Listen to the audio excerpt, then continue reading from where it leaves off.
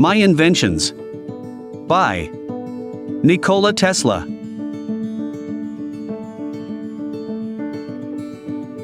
Chapter 1. My Early Life. The progressive development of man is vitally dependent on invention. It is the most important product of his creative brain. Its ultimate purpose is the complete mastery of the mind over the material world, the harnessing of the forces of nature to benefit human needs. This is the difficult task of the inventor, who is often misunderstood and unrewarded. But he finds ample compensation in the pleasing exercises of his powers and in the knowledge of being one of that exceptionally privileged class without whom the race would have long ago perished, in the bitter struggle against pitiless elements. Speaking for myself, I have already had more than my full measure of this exquisite enjoyment, so much that for many years my life was little short of continuous rapture. I am credited with being one of the hardest workers, and perhaps I am. If thought is the equivalent of labor, for I have devoted to it almost all of my waking hours. But if work is interpreted to be a definite performance in a specified time according to a rigid rule, then I may be the worst of idlers. Every effort that is done under obligation demands a sacrifice of life energy. I never paid such a price. On the contrary, I have thrived on my thoughts. In attempting to give a connected and faithful account of my activities in this series of articles, which will be presented with the assistance of the editors of the Electrical Experimenter, and are chiefly addressed to our young men readers, I must dwell, however reluctantly, on the impressions of my youth and the circumstances and events which have been instrumental in determining my career. Our first endeavors are purely instinctive, promptings of an imagination vivid and undisciplined. As we grow older, reason asserts itself, and we become more and more systematic and designing. But those early impulses, although not immediately productive, are of the greatest moment and may shape our very destinies. Indeed, I feel now that had I understood and cultivated, instead of suppressing them, I would have added substantial value to my contribution to the world. But not until I had attained manhood did I realize that I was an inventor. This was due to a number of causes. In the first place, I had a brother who was gifted to an extraordinary degree, one of those rare phenomena of mentality that biological investigation has failed to explain. His premature death left my parents disconsolate. We owned a horse which had been presented to us by a dear friend. It was a magnificent animal of Arabian breed, possessed almost human intelligence, and was cared for and loved by the whole family, having on one occasion saved my father's life under remarkable circumstances. My father had been called one winter night to perform an urgent duty, and while crossing the mountains, infested by wolves, the horse became frightened and ran away, throwing him violently to the ground. It arrived home bleeding and exhausted, but after the alarm was sounded, it immediately dashed off again, returning to the spot, and before the searching party was far on the way, they were met by my father, who had recovered consciousness and remounted, not realizing that he had been lying in the snow for several hours. This horse was responsible for my brother's injuries, from which he died. I witnessed the tragic scene, and although 56 years have elapsed since, my visual impression of it has lost none of its force. The recollection of his attainments made every effort of mine to seem dull in comparison. Anything I did that was creditable merely caused my parents to feel their loss more keenly. I grew up with little confidence in myself. But I was far from being considered a stupid boy if I am to judge from an incident, of which I still have a strong remembrance. One day, the aldermen were passing through a street where I was at play with other boys.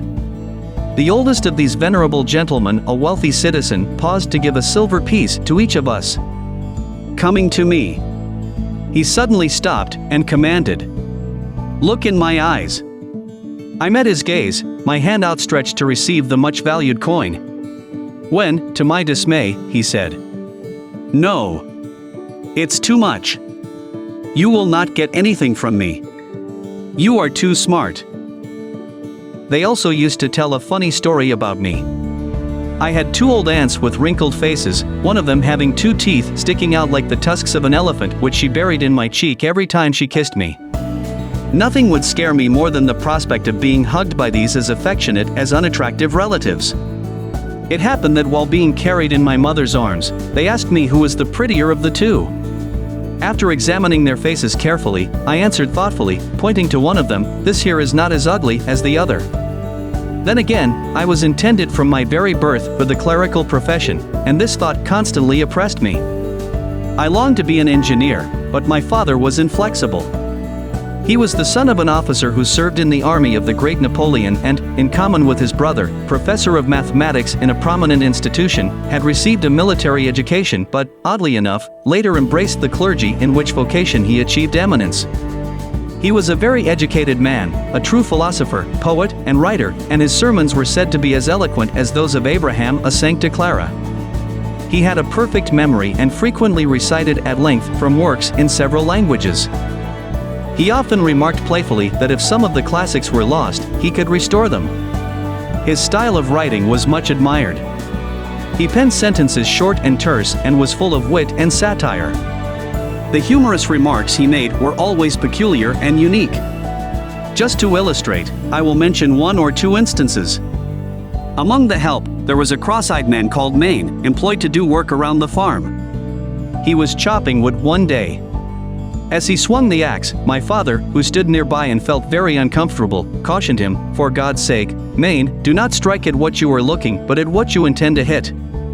On another occasion, he was taking out for a drive a friend who carelessly permitted his costly fur coat to rub on the carriage wheel. My father reminded him of it, saying, "Pull in your coat, you are ruining my tire."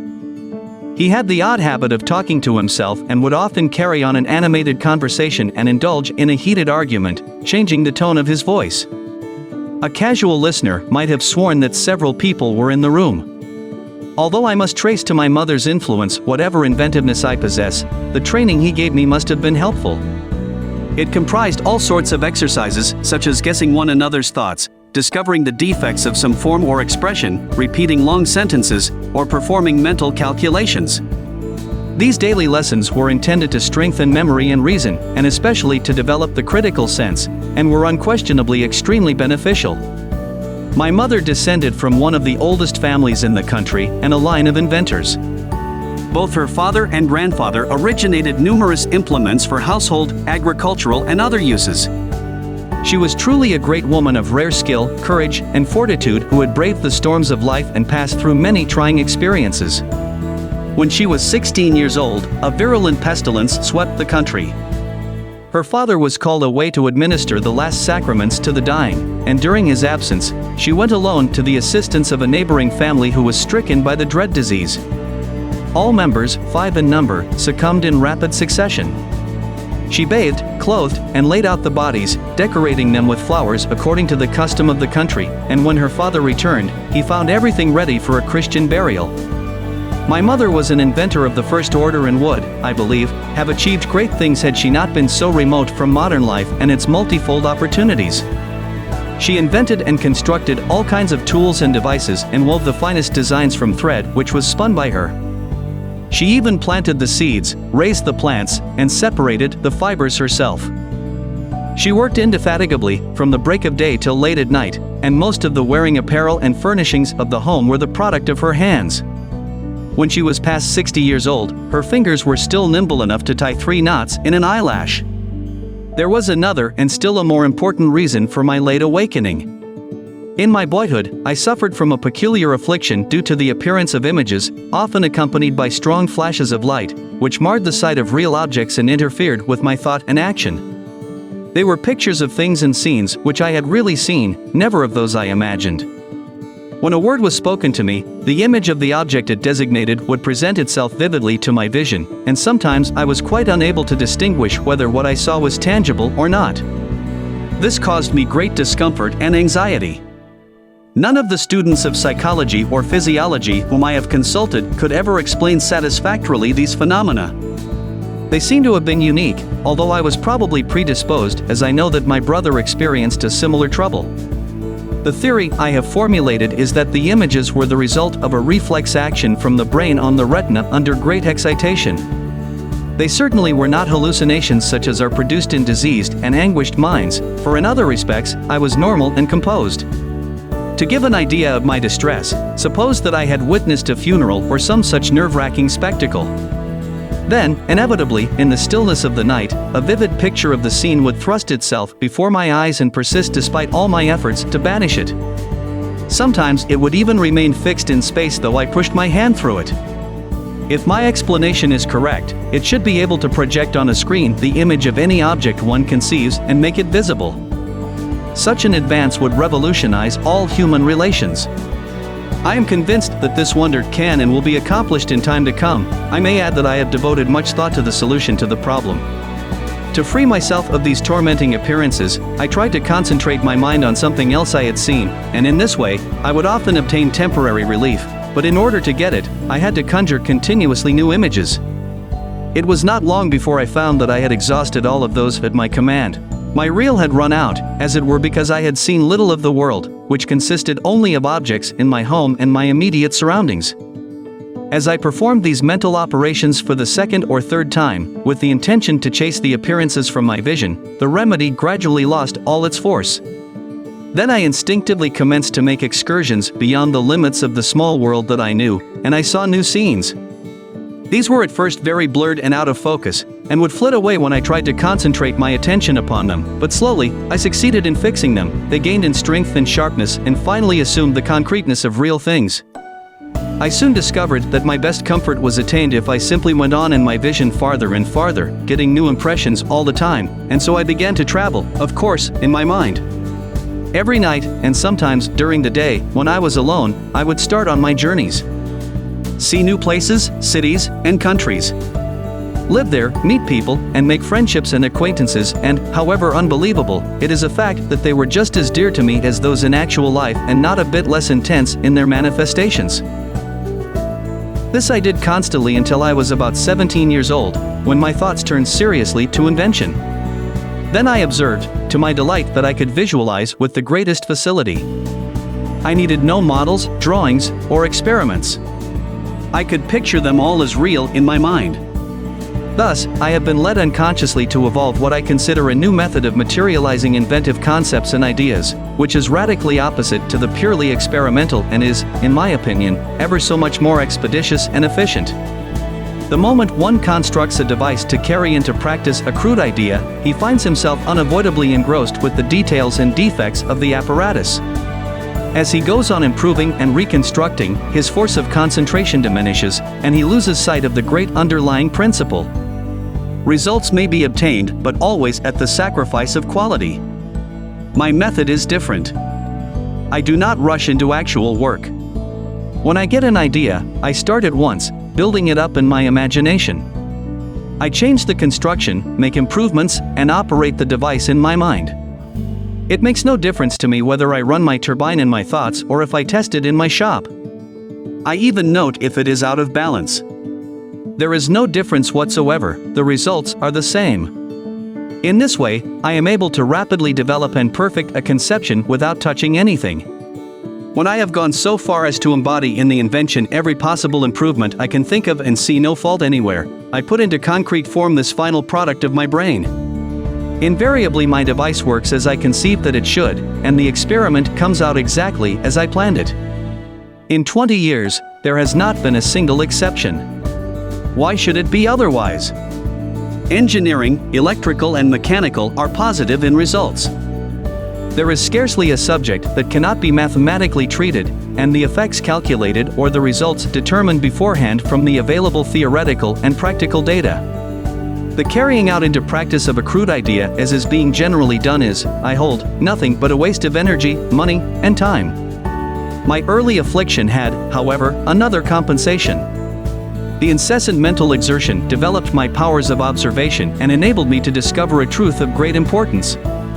I had noted that the appearance of images was always preceded by actual vision of scenes under peculiar and generally very exceptional conditions, and I was impelled on each occasion to locate the original impulse. After a while, this effort grew to be almost automatic, and I gained great facility in connecting cause and effect. Soon I became aware, to my surprise, that every thought I conceived was suggested by an external impression. Not only this, but all my actions were prompted in a similar way. In the course of time, it became perfectly evident to me that I was merely an automaton endowed with the power of movement, responding to the stimuli of the sense organs and thinking and acting accordingly. The practical result of this was the Art of Telautomatics, which has been so far carried out only in an imperfect manner. Its latent possibilities will, however, be eventually shown. I have been since years planning self-controlled automata and believe that mechanisms can be produced which will act as if possessed by reason, to a limited degree, and will create a revolution in many commercial and industrial departments. I was about 12 years old when I first succeeded in banishing an image from my vision by willful effort, but I never had any control over the flashes of light to which I have referred. They were, perhaps, my strangest experience and inexplicable. They usually occurred when I found myself in a dangerous or distressing situation or when I was greatly exhilarated. In some instances, I have seen all the air around me filled with tongues of living flame. Their intensity, instead of diminishing, increased with time and seemingly attained a maximum when I was about 25 years old. While in Paris in 1883, a prominent French manufacturer sent me an invitation to a shooting expedition which I accepted. I had been long confined to the factory, and the fresh air had a wonderfully invigorating effect on me. On my return to the city that night, I felt a sure sensation that my brain had caught on fire. I saw a light as though a small sun was located in it, and I spent the whole night applying cold compressions to my tortured head. Finally, the flashes diminished in frequency and force, but it took more than 3 weeks before they wholly subsided. When a second invitation was extended to me, my answer was a certain no. These luminous phenomena still manifest themselves from time to time, as when a new idea with the potential to open up possibilities strikes me, but they are no longer exciting, being of relatively small intensity. When I close my eyes, I invariably observe first a background of very dark and uniform blue, not unlike the sky on a clear but starless night. In a few seconds, this field becomes animated with innumerable sparkling flakes of green arranged in several layers and advancing towards me. Then there appears, to the right, a beautiful pattern of two systems of parallel and closely spaced lines, at right angles to one another, in all sorts of colors, with yellow-green and gold predominating. Immediately thereafter, the lines grow brighter, and the whole is thickly sprinkled with dots of twinkling light. This picture moves slowly across the field of vision and, in about 10 seconds, vanishes to the left, leaving behind a ground of rather unpleasant and inert gray, which quickly gives way to a surging of clouds, seemingly trying to mold themselves in living shapes. It is curious that I cannot project a form into this gray until the second phase is reached. Every time, before falling asleep, images of persons or objects flit before my view. When I see them, I know that I am about to lose consciousness. If they are absent and refuse to come, it means a sleepless night. To what an extent imagination played a part in my early life, I may illustrate by another odd experience. Like most children, I was fond of jumping and developed an intense desire to support myself in the air. Occasionally a strong wind richly charged with oxygen blew from the mountains, rendering my body as light as cork, and then I would leap and float in space for a long time. It was a delightful sensation, and my disappointment was keen when later I undeceived myself. During that period, I contracted many strange likes, dislikes, and habits, some of which I can trace to external impressions while others are unaccountable. I had a violent aversion against the earrings of women, but other ornaments, such as bracelets, pleased me more or less according to the design. The sight of a pearl would almost give me a fit, but I was fascinated with the glitter of crystals or objects with sharp edges and plain surfaces. I would not touch the hair of other people except, perhaps, at the point of a revolver. I would get a fever by looking at a peach, and if a piece of camphor was located anywhere in the house, it caused me the keenest discomfort. Even now, I am not insensible to some of these upsetting impulses. When I drop little squares of paper in a dish filled with liquid, I always sense a peculiar and awful taste in my mouth. I counted the steps in my walks and calculated the cubical contents of soup plates, coffee cups, and pieces of food, otherwise, my meal was unenjoyable. All repeated acts or operations I performed had to be divisible by 3, and if I missed, I felt impelled to do it all over again, even if it took hours. Up to the age of 8 years, my character was weak and vacillating. I had neither the courage nor strength to form a firm resolve. My feelings came in waves and surges, and they vibrated unceasingly between extremes. My wishes were of consuming force, and like the heads of the Hydra, they multiplied. I was oppressed by thoughts of pain in life and death, and religious fear. I was swayed by superstitious beliefs, and lived in a constant dread of the evil spirit world, of ghosts and ogres, and other unholy monsters of the dark. Then, all at once, there came a tremendous change which altered the course of my whole existence. Of all things, I liked books the best. My father had a large library, and whenever I could manage, I tried to satisfy my passion for reading. He did not permit it and would fly into a rage when he caught me in the act. He hid the candles when he found that I was reading in secret. He did not want me to spoil my eyes. But I obtained wax, made the wicking, and cast the sticks into tin forms, and every night I would bush the keyhole and the cracks in red, often until dawn, while all others slept and up to the moment when my mother started on her arduous daily task. On one occasion, I came across a novel entitled Abify, the Son of Abba, a Serbian translation of a well-known Hungarian writer, Josica. This work somehow awakened my dormant powers of will, and I began to practice self-control. At first, my resolutions faded like snow in April, but in a little while, I conquered my weakness and felt a pleasure I never knew before, which was of doing as I wished. In the course of time, this vigorous mental exercise became second nature. In the beginning, my wishes had to be subdued, but gradually, desire and will grew to be identical. After years of such discipline, I gained such a complete mastery over myself that I toyed with passions which have been the destruction to some of the strongest men. At a certain age, I contracted a mania for gambling which greatly worried my parents. To sit down to a game of cards was, for me, the quintessence of pleasure. My father led an exemplary life and could not excuse the senseless waste of time and money in which I indulged. I had a strong resolve, but my philosophy was bad. I would say to him, I can stop whenever I please, but is it worthwhile to give up that which I would purchase with the joys of paradise? On frequent occasions, he gave vent to his anger and disregard, but my mother was different. She understood the character of man and knew that one's salvation could only be brought about through his own efforts. One afternoon, I remember, when I had lost all my money and was craving for a game, she came to me with a roll of bills and said, "Go and enjoy yourself. The sooner you lose all we possess, the better it will be. I know that you will get over it." She was right. I conquered my passion then and there and only regretted that it had not been 100 times as strong. I not only vanquished, but tore it from my heart so as not to leave even a trace of desire.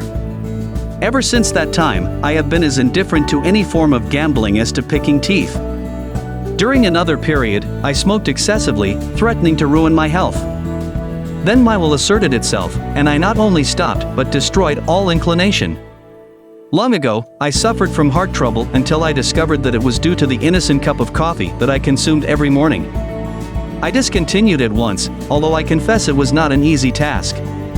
In this way, I checked and bridled other habits and passions and have not only preserved my life but derived an immense amount of satisfaction from what most men would consider privation and sacrifice.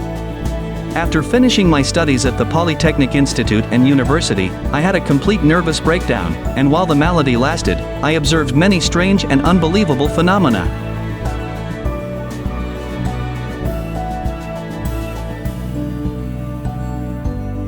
This is the end of Chapter 1.